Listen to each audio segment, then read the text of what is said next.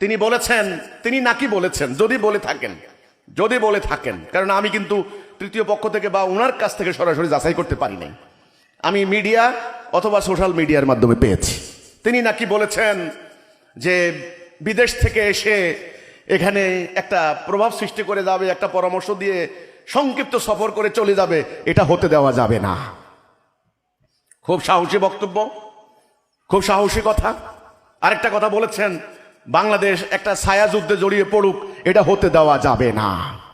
আরেকটা কথা বলেছেন যে মব সৃষ্টি করা হচ্ছে রাস্তাঘাটে, অরাজকতা, এটাও কিন্তু হতে দেওয়া যাবে না।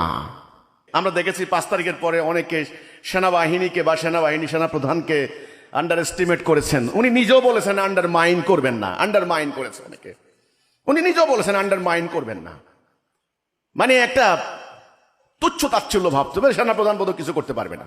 কিন্তু এই কয়েকটি ঘটনায় আমি বুঝলাম যে না, আমাদের সেনাবাহিনীকে আন্ডারমাইন করার কিছু নাই।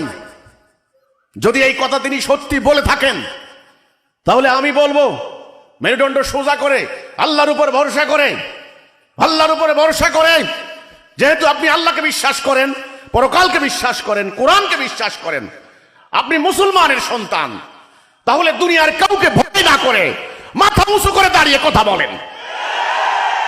আপনার সাথে কে থাক না থাক, আল্লাহ থাকবে ইনশাআল্লাহ। কারণ বাংলাদেশে যে অরাজকতা সৃষ্টি হয়েছে, পরিস্থিতি ভয়াবহ।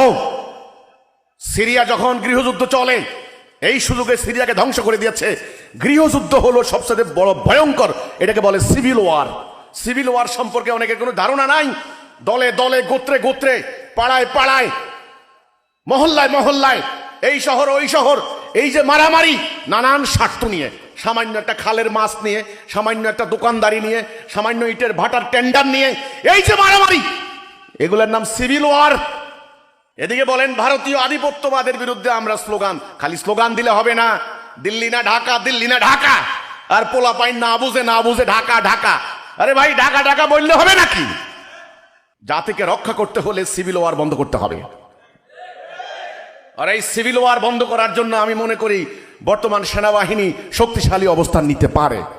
এখানে যে নিউজটা করেছে, আবারও ভরসার বাতিঘর জেনারেল ওয়াকার, এই কথাটা কিন্তু আমি সমর্থন করে বলতে চাই। ভরসার বাতিঘর তখনই হবেন সত্যিকার ভাবে এদেশের মানুষকে ভালোবেসে, ন্যায় অন্যায় বিচার বিশ্লেষণ করে, যারা অন্যায় করে সংখ্যায় যত বড় হোক যত বেশি হোক, যারা অন্যায় করে তাদেরকে আইনের আওতায় আনুন। যারা গুজব রটনা করে, যারা মিথ্যা